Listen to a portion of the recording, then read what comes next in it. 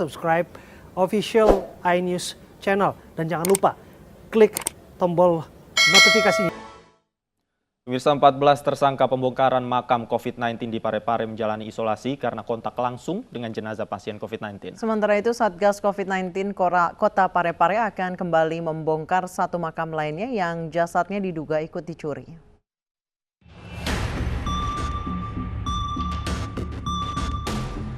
Pasca ditetapkan sebagai tersangka, 14 pelaku pencurian jenazah di Kota Parepare harus menjalani isolasi mandiri karena telah kontak langsung dengan jenazah pasien COVID-19.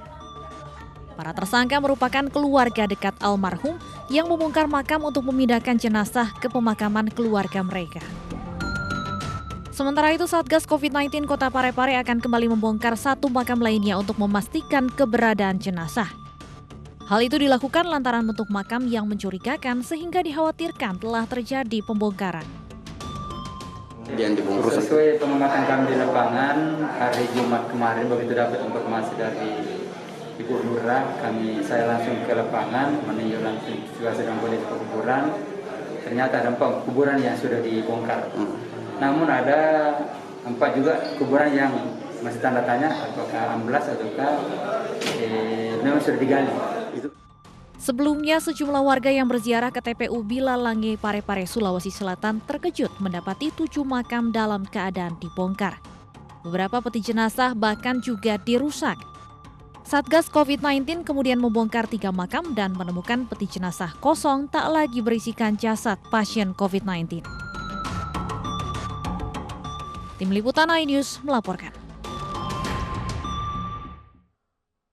Tim Satgas COVID-19 berjibaku dengan jalan rusak dan cuaca saat proses pemakaman jenazah positif corona di Pemakaman Umum Tanah Merah, Samarinda Utara. Meski ambulans dan kendaraan yang ditumpangi kerap terperosok, namun petugas tidak menyerah. Ambulan. Oke, alhamdulillah lolos. Dua-duanya lolos.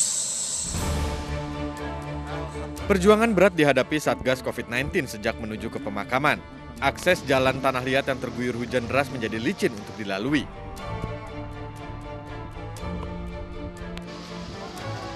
Beberapa kali petugas harus turun dari mobil untuk mendorong kendaraan agar berhasil melintasi jalan licin yang menuju Pemakaman Umum Tanah Merah, Samarinda Utara.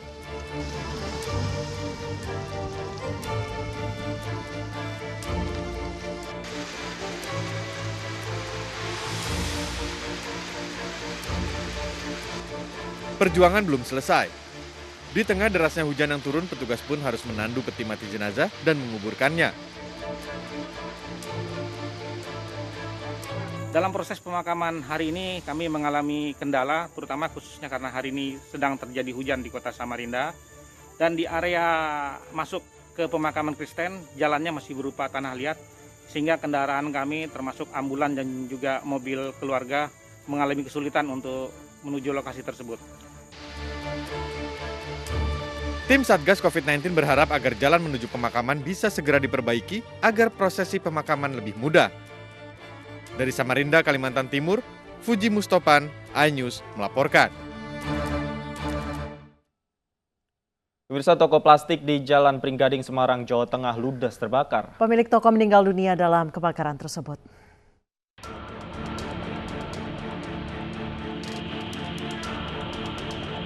Toko plastik Prima Sahabat di Jalan Pringgading nomor 31 Semarang ludes terbakar. Api dengan cepat membakar barang dagangan di dalam toko berlantai 2 yang juga digunakan sebagai tempat tinggal. Petugas pemadam kebakaran berusaha keras memadamkan api yang semakin besar dan telah membakar sebagian besar bangunan. Kebakaran ini terjadi sekitar pukul 5 waktu Indonesia Barat. Pemilik toko, Erni yang berusia 74 tahun, meninggal karena terjebak di dalam rumah. Meski bagian depan sudah berhasil dipadamkan, namun petugas butuh waktu lama mencari keberadaan korban yang terjebak. Korban baru bisa dievakuasi 3 jam kemudian setelah proses pendinginan selesai. Sementara untuk penyebab-penyebab masih kita dalami beserta Inafis dan lapor dari Polda. Untuk korban terdapat 1 korban jiwa, MD, kurang lebih umur 74 tahun. Sudah dievakuasi dan sudah dilarikan ke rumah sakit Karyadi untuk otopsi lebih lanjut. Belum diketahui pasti penyebab serta kerugian akibat kebakaran yang menewaskan penghuninya ini. Polisi masih meminta keterangan sejumlah saksi serta langsung mengolah tempat kejadian untuk mengetahui penyebab pasti kebakaran. Dari Semarang, Jawa Tengah, Doni Marendra, iNews melaporkan. Dua kubu organisasi pekerja di Kabupaten Langkat, Sumatera Utara terlibat bentrok. Ributan tersebut dipicu oleh dualisme kepengurusan organisasi Serikat Pekerja seluruh Indonesia.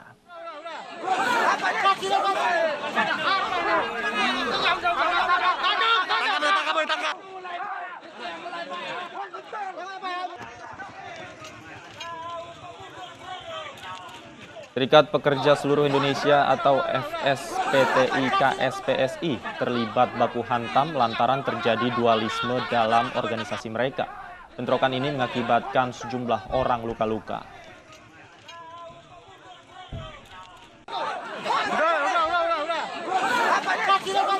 Mereka bentrok di lokasi pabrik kelapa sawit, di mana dua kubu yang terbelah yaitu Iskandar Perangin-Angin dan kubu Sajarahta Sembiring sama-sama mengklaim pengurus yang sah.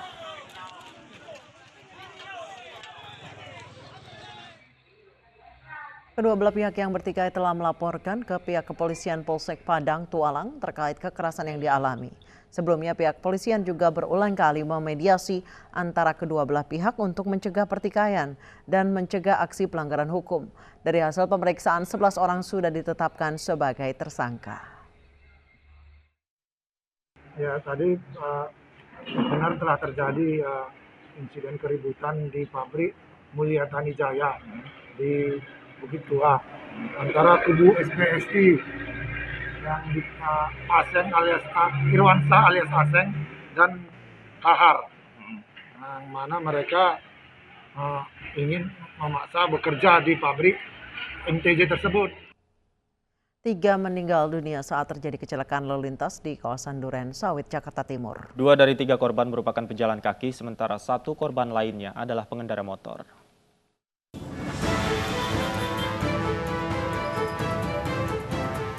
Polisi mengevakuasi jasad 2 orang yang menjadi korban tabrakan di Jalan RS Sukanto, Duren Sawit, Jakarta Timur. Menurut saksi, 2 korban yang sedang menyeberang tiba-tiba ditabrak pengendara motor dengan kecepatan tinggi. Keduanya meninggal di lokasi kejadian. Sementara pengendara motor yang menabrak pejalan kaki terjatuh dan mengalami luka parah di kepala. Pengendara tersebut akhirnya meninggal saat dibawa ke rumah sakit. Dua-duanya sudah umur lanjut, orang tua semua. Dia lagi apa, Bang? Informasi yang saya terima ini katanya lagi nyebrang jalan gitu. Nah, kita juga belum tahu nih apa penyebabnya. Polisi yang menggelar olah TKP menyatakan masih menyelidiki penyebab kecelakaan. Sementara jasad korban pejalan kaki dibawa ke Rumah Sakit Cipto Mangunkusumo. Dari Jakarta, Rio Manik, iNews melaporkan. Pemirsa, Polda Metro Jaya bersama Korlantas Polri menggelar olah TKP kasus tabrak lari pesepeda oleh mobil mewah di Bundaran Hotel Indonesia. Olah TKP melibatkan alat Traffic Analysis Accident atau TAA.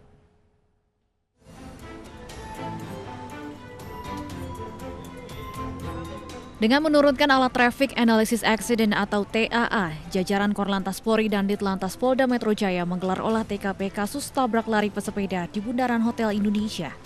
Dalam olah TKP ini petugas tidak menghadirkan tersangka. Petugas hanya melakukan analisis sebelum dan setelah kecelakaan. Olah TKP dilakukan untuk melengkapi berkas perkara dan hasilnya akan dijadikan alat bukti tambahan di pengadilan. Selama olah TKP yang berjalan hampir 1 jam, polisi menutup dan mengalihkan sementara arus lalu lintas dari arah Tamrin menuju Sudirman. Olah TKP ini sendiri adalah olah TKP yang ketiga yang dilakukan oleh penyidik laka. Olah TKP pertama pada saat kejadian di hari Jumat, kemudian olah TKP berikutnya kami laksanakan pada hari Sabtu untuk melihat menambah alat bukti apa yang bisa kita dapatkan dari TKP. Sebelumnya seorang pesepeda ditabrak pengendara mobil di Bundaran Hotel Indonesia. Bukannya menolong, pengendara mobil yang masih di bawah umur justru kabur melarikan diri. Pelaku akhirnya ditangkap dan ditetapkan sebagai tersangka. Sementara korban hingga saat ini masih menjalani perawatan. Dari Jakarta, Rani Sanjaya, iNews melaporkan. Korban meninggal dunia akibat kecelakaan bus pariwisata Sri Padma Kencana di Tanjakan Cahaya, Kecamatan Wado, Kabupaten Sumedang, Jawa Barat bertambah 1. Jumlah total korban tewas kini berjumlah 30 jiwa.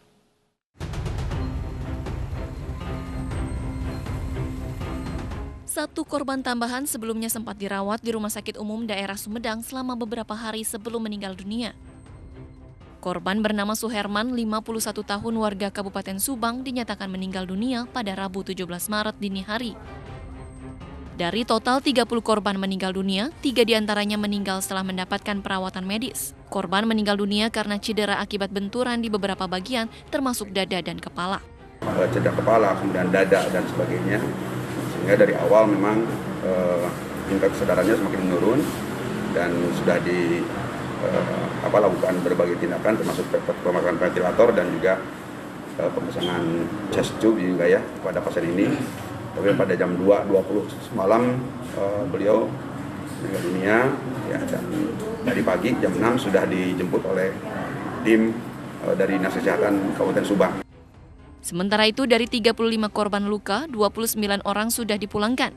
Hingga saat ini 6 korban masih menjalani perawatan intensif. 1 orang di ruang HCU dan 5 orang di ICU. Keluarga korban Cherry berusia 8 tahun ini berharap kerabatnya segera pulih dan berkumpul kembali bersama keluarga. Belum begitu sadar tapi udah ngebuka mata. Ibu Ramalan mah ada di buminya. Ibu udah berapa lama nunggu di sini, Bu? Seminggu. Sudah seminggu ya. Ini kondisinya sekarang sudah berangsur membaik kan? Berangsur membaik, tinggal menunggu kesadaran ingatannya gitu. Kecelakaan bus pariwisata Sri Padma Kencana terjadi pada Rabu malam 10 Maret pekan lalu. Bus diduga mengalami remblong sebelum terjun ke jurang sedalam 20 meter. Dugaan itu berdasarkan pengakuan penumpang selamat dalam kejadian. Kondisi bus yang terbalik dan kurangnya penerangan di dasar jurang menyulitkan proses evakuasi. Terlebih sejumlah korban dalam keadaan terjepit di dalam bus. Evakuasi bus menggunakan alat berat untuk mengangkat badan bus yang terbalik 180 derajat di dasar jurang. Polres Sumedang telah menetapkan 2 tersangka yaitu sopir dan kondektur. Status tersangka keduanya dicabut usai polisi menerbitkan surat perintah penghentian penyidik atau SP3 karena tersangka meninggal dunia dalam kecelakaan. Dari Sumedang, Jawa Barat, Beben HVA iNews melaporkan. Kita ke informasi lain, pemirsa. Sidang gugatan Joni Allen Marbun terhadap Ketua Umum Partai Demokrat Agus Harimurti Yudhoyono di Pengadilan Negeri Jakarta Pusat ditunda. Penundaan dikarenakan pihak tergugat tidak menghadiri persidangan.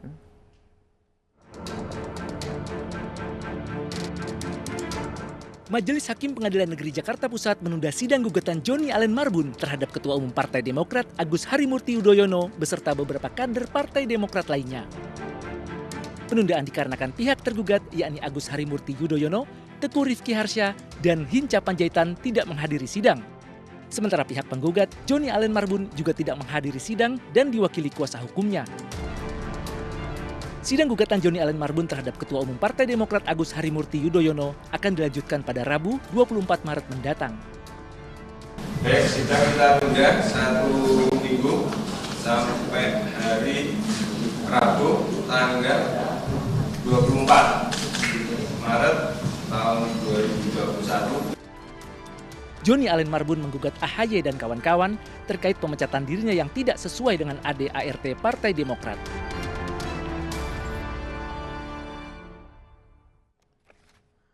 Sebelumnya Dewan Pimpinan Partai Demokrat mengajukan gugatan melawan hukum di Pengadilan Negeri Jakarta Pusat. Gugatan terkait hasil Kongres luar biasa di Deli Serdang yang memilih Muldoko sebagai Ketua Umum Demokrat.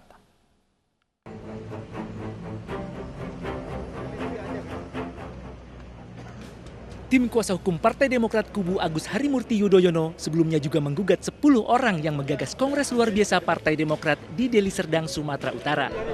Joni Allen Marbun salah satu yang digugat oleh kubu AHY. Gugatan AHY dilayangkan di Pengadilan Negeri Jakarta Pusat diwakili 13 kuasa hukumnya, di antaranya Bambang Wijayanto, Abdul Fikar Hajar, dan Iskandar Son Haji. Yang kami lakukan adalah kami akan melakukan gugatan perbuatan melawan hukum. Ya, upaya gugatan perbuatan melawan hukum, ada 10 orang yang tergugat. Ya, ada 10 orang yang tergugat. Nama-namanya nanti saja kami rilis ya. Ada 10 orang yang tergugat. Kenapa kami menggugat mereka? Karena para tergugat itu telah melakukan perbuatan melawan hukum. Satu, mereka itu melanggar konstitusi partai yang diakui oleh negara. Para pelaku GPKPD, Gerakan Pengambilan Kepemimpinan Partai Demokrat, yang mengadakan seolah-olah KLB. Ya, KLB dagelan karena tidak punya dasar hukum sama sekali. Termasuk pihak eksternal ya Bang? Termasuk pihak eksternal, itu adalah perusak demokrasi. Para tergugat dinilai melanggar konstitusi partai yang diakui negara. Selain itu, DPP Demokrat juga membantah pemecatan 200 kader Partai Demokrat kubu AHY. Partai Demokrat kubu AHY menduga Demokrat kubu KLB Deli Serdang dilindungi dan didukung oleh oknum tertentu. Tim Liputan iNews melaporkan. Hasil Kongres luar biasa Partai Demokrat Deli Serdang Sumatera Utara telah didaftarkan ke Kemenkumham. Sebelumnya awal Maret lalu, Ketua Umum Partai Demokrat AHY juga mendatangi kantor Kemenkumham untuk menyerahkan sejumlah berkas.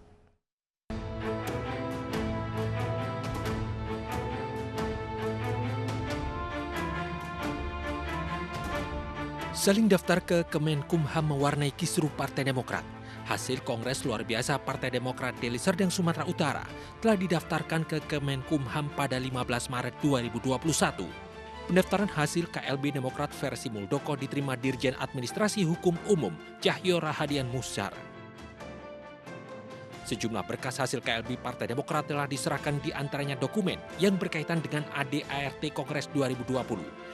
Juru bicara KLB Demokrat Deli Serdang Sumatera Utara Muhammad Rahmat menyatakan ADART 2020 bertentangan dengan UUD 1945 dan UU Partai Politik.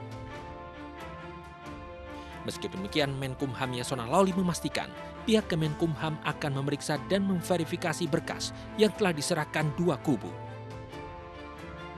Lihat aja, jadi ini kami dalam baru 1 hari kemarin sudah di tim kita.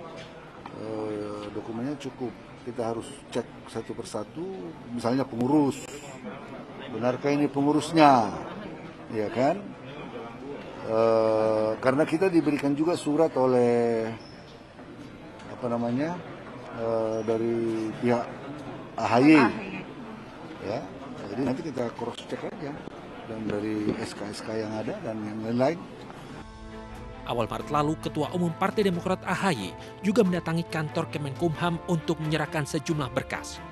Kedatangan AHY untuk mempertegas legalitas Partai Demokrat menyusul digelarnya KLB Deli Serdang yang mengusung Muldoko sebagai Ketua Umum. Tim Liputan iNews melaporkan. Perebutan legalitas dua kubu Partai Demokrat kian memanas. Mereka tidak hanya bertarung di ranah politik, juga ranah hukum. Siapa yang akan mendapatkan pengakuan pemerintah dan bukti apa saja yang mereka miliki, kami akan bahas bersama Kepala Badan Komunikasi Strategis Partai Demokrat kubu AHY Herzaki Mahendra Putra dan juru bicara Partai Demokrat KLB Boyke Nofrizon. Saya ke Pak Boyke terlebih dahulu. Ya, Pak Boyke, bukti-bukti apa saja yang telah Anda bawa ke Kemenkumham? Di permohonan juga berisi kepengurusan ADART dan perubahan apa saja yang dibuat? Kalau kita mengacu sama bukti-bukti ya Mbak, tentunya bukti beserta dokumentasi mengenai keabsahan Kongres luar biasa yang dilakukan di Deli Serdang. Semua bukti, semua dokumen, keabsahan atas terlaksananya Kongres luar biasa kemarin, itu semuanya sudah kita berikan dan kita satukan melalui dokumen dan kita berikan kepada Menteri Hukum dan HAM pada saat pendaftaran 2 hari yang lalu ya Mbak ya. Dan semuanya tertera di sana. Jadi kalau misalnya kita bicara tentang bukti, legalitas, legal standing semuanya itu sudah tertera dalam dokumen yang diserahkan kemarin di Menteri Hukum dan HAM. Jadi itu Mbak. Ada perubahan apa saja Pak Boyke? Kalau perubahan cukup signifikan ya Mbak ya. Iya. Kenapa? Karena perubahan yang mendasar adalah perubahan anggaran dasar dengan rumah tangga. Karena marwah organisasi ada aja di anggaran dasar dan rumah tangga. Baik, poin-poin perubahannya bisa Anda, poin-poin perubahan yang cukup mendasar itu boleh Anda sebutkan Pak, beberapa poin pentingnya? Oke, poin-poin perubahan yang mendasar yaitu Mbak, itu tertera dalam anggaran rumah tangga ya Mbak ya. dan anggaran dasar dan rumah tangga. Seperti pasal demi pasal yang tertera, yang dianulir ya dari Kongres sebelumnya, lalu diciptakan pasal-pasal selundupan baru yang tentunya tidak sesuai dengan mekanisme yang terjadi. Boleh di kasih Kongres. contoh mungkin 3, Pak? Oke, pertama pasal 83 anggaran dasar rumah tangga, yaitu mengenai pemilihan musyawarah cabang ya, musyawarah cabang yang seharusnya diputuskan dan dilakukan dalam musyawarah cabang seperti yang sudah ya Mbak, ada konsultasi politik di sana. Itu terjadi dari mulai awal berdirinya partai politik Demokrat. Nah, itu hari ini di Kongres Partai Demokrat kelima, semua itu tidak ada dan sudah diatur langsung pemilihan ketua DPC itu langsung diputuskan oleh Dewan Pimpinan Daerah 2 suara, Dewan Pimpinan Pusat 3 suara, jadi 5. Itu satu. Kedua, yaitu calon pemilihan ketua daerah ya, atau kita anggap yaitu musda, musyawarah daerah. Itu juga sama, yang seharusnya dilakukan di musyawarah daerah, seperti acara 5 tahunan partai politik, ada kontestasi di sana, ada demokrasi di sana terjadi, bahwa teman-teman DPD, calon-calon ketua DPD mau melakukan rivalitas politik, berdemokrasi, tiba-tiba diamputasi dan dibunuh hak politiknya. Baik. Dan langsung diputuskan oleh Dewan Pimpinan Pusat. Ini artinya bukan lagi mengangkangi, tapi membunuh hak politik kader. Itu Mbak. Baik, saya langsung tanya tanggapannya ke Mas Herzaki, silakan Mas Herzaki. Silakan. Ya, makasih. Pertama perlu saya tegaskan dulu, ini akan menjadi tidak masuk akal dan melanggar hukum dan juga tidak sah secara hukum pada saat ada produk hukum, ya kan, yang dianggap produk hukum, ya, yang dilakukan di forum yang tidak sah secara hukum. Ya. Pertama bahwa Kongres luar biasa kemarin yang diklaim sebagai Kongres luar biasa oleh teman-teman, oleh mantan kader kami, ya, itu jelas-jelas tidak sesuai dengan ADART kami gitu untuk pengusulannya. Jadi proses untuk diadakan Kongres luar biasa saja sudah tidak sah. Karena ada 3 unsur, ada DPD, DPC, dan juga Ketua Majelis Tinggi. Tiga-tiganya tidak ada yang dipenuhi, itu satu. Yang kedua, kalau tadi bicara mengenai anggaran dasar dan anggaran rumah tangga, jelas sekali di ART juga diatur bahwa pelaksana dari Kongres luar biasa itu adalah Dewan Pimpinan Pusat, gitu loh. Ya. Sedangkan jelas-jelas penyelenggara yang kemarin ada yang mantan kader, ada yang kader, dan tidak jelas. Yang disebut dengan DPP itu kan seharusnya adalah ketua umumnya siapa, sekretaris jenderalnya siapa, membuat surat gitu loh ya, membuatkan surat mandat ya atau semacam kayak SK, inilah pelaksananya gitu. Nah itu kan juga tidak dipenuhi gitu. Dan terakhir bahkan pesertanya pun sampai dengan saat ini kita juga tidak tahu ya siapa pemilik suara sah yang benar-benar hadir di sana. Jadi secara prosedur saja itu sudah masuk kategori perbuatan melanggar hukum dan demikian batal atas nama hukum. Dan demikian hasil-hasilnya pun tidak sah gitu. Baik. Jadi kalau saya ingin membahas hasilnya, apa yang mau dibahas gitu. Karena kan itu tidak sah secara hukum gitu loh. Baik ya? Pak Boyke. Dari kami itu. Baik Pak Boyke, langsung saja tanggapi. Gini Mbak, kalau Mas Zaki ya bicara tidak sah secara hukum. Sekarang gini, bahwa produk Kongres yang dilakukan kemarin, bukan Kongres luar biasa ya, Kongres melakukan Kongres kelima kemarin. Kalau kita bicara sah secara hukum, memang hari ini terlegalitas bahwa Ketua Umum adalah Mas Agus Harimurti Yudhoyono.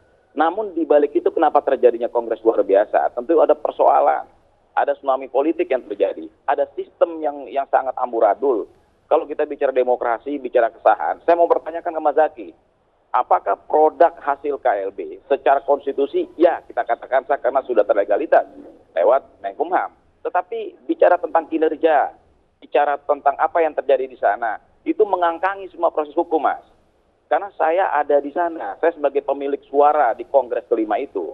Nah kalau Mas bilang bahwa ada aturan main dalam Kongres luar biasa, tentunya Mas Zaki harus baca dulu undang-undangnya, undang-undang kepartaian internal Partai Demokrat ADART bahwa bahwa harus ada permintaan dari teman-teman pemilik suara untuk terjadinya Kongres luar biasa. Tapi tadi menurut Mas Zaki, Pak Boyke, yang ikut KLB itu mantan kader dan kader-kader nggak jelas katanya. Makanya saya jawab bahwa ada permintaan. Lalu kedua, kalau bicara tidak jelas, jadi gini loh, dari anggaran dasar rumah tangga, Kongres luar biasa bisa terjadi, itu ada tulisannya namanya unsur pimpinan daerah dan unsur pimpinan cabang. Yaitu ada kepengurusan Dewan Pimpinan Daerah dan pengurusan Dewan Pimpinan Cabang.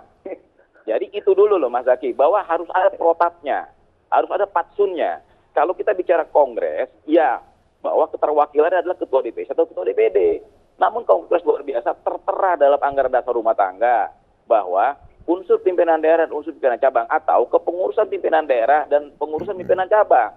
Jadi kalau misalnya Mas Zaky mengatakan tidak sah, verifikasi dulu apakah teman-teman di luar ketua DPD atau ketua DPC misalnya ya, bahwa yang hadir wakil ketua, yang hadir sekretaris DPD atau DPC itu tidak sah. Itu salah. Undang-undang partai menyatakan itu. Undang-undang ADART internal partai menyatakan itu. Bahwa itu adalah sah permintaan dari para kader, pemilik suara, dan diwakili oleh tadi saya bilang, unsur pimpinan daerah, unsur pimpinan cabang, atau adalah kepengurusan daerah, pengurusan cabang. Baik, langsung Mas Zaky ditanggapi. Itu keliru ya, jelas-jelas namanya ya. Silakan dari undang-undang parpol itu kan sudah tegas dan jelas juga menyampaikan. ADART kami juga sesuai dengan undang-undang parpol, merujuk ke sana. Pada saat disahkan oleh SK Menhukam, tepatnya dengan SK Menhukam dengan nomor MH 09 tahun 2020 itu dasar Mas, dengar dulu, saya tadi tidak bahas Anda bicara. Oke, lanjut. Ya, itu sangat tegas dan jelas di situ bahwa perubahan ADART kami ini sudah sesuai dengan pasal-pasal di dalam undang-undang mengenai parpol, undang-undang nomor 2 tahun 2008 jungto ke 2011 gitu loh. Nah, kemudian sangat tegas dan jelas juga, Mas, tolong dipelajari kembali ini ADART tahun berapa ya gitu ya, karena sangat tegas dan jelas. Yang namanya DPD dan DPC itu yang dianggap mewakili itu adalah ketua gitu loh di sini secara simbolnya. Bukan yang lain-lain. Memang kalau wakil ketua tanda tangan boleh. Emang kalau misalnya kepala badan apa tanda tangan boleh. Nggak sah itu secara hukum. Yang sah secara hukum itu adalah hanya ketua. Yang dianggap memiliki suara itu adalah ketua beserta dengan sekretaris. Nah, kalau saya begini melihatnya, ya ini lagi-lagi bagi kami menjadi pertanyaan besar. Kami senang sekali Bang Boyke menyampaikan bahwa beliau dulu adalah pemilik suara sah di saat Kongres. Ada jangka waktu yang sangat-sangat panjang sekali. Kenapa kemudian ada pembicaraan ini sekarang gitu loh? Ya, lagi-lagi karena ada intervensi bagi kami dari oknum kekuasaan. Ini kan gangguan besar buat demokrasi kita gitu. Jadi lagi-lagi pada saat kita bicara mengenai ranah hukum atau bicara mengenai hukum, tetapi dengan sosok-sosok atau teman-teman yang sangat tidak menghargai hukum, menafikan etika, norma dan kemudian juga kepatuhan ya. Baik, Pak Boyke singkat saja. Gini loh, kita jangan dulu bicara tentang tidak menghargai hukum atau demokrasi. Kembali lagi ke tentang perubahan ADART, Mas Zaky ya, bahwa apakah boleh anggaran dasar rumah tangga yang menjadi fatsun organisasi dirubah di luar Kongres? Sama seperti misalnya Undang-Undang 45 gitu loh, mukadimah itu dirubah. Nggak bisa. Kalau misalnya Mas Zaky tahu bahwa Undang-Undang Partai Politik nomor 2 tahun 2011 menyatakan bahwa perubahan anggaran dasar rumah tangga dilakukan di forum tertinggi partai politik. Forum tertinggi Partai Demokrat adalah Kongres.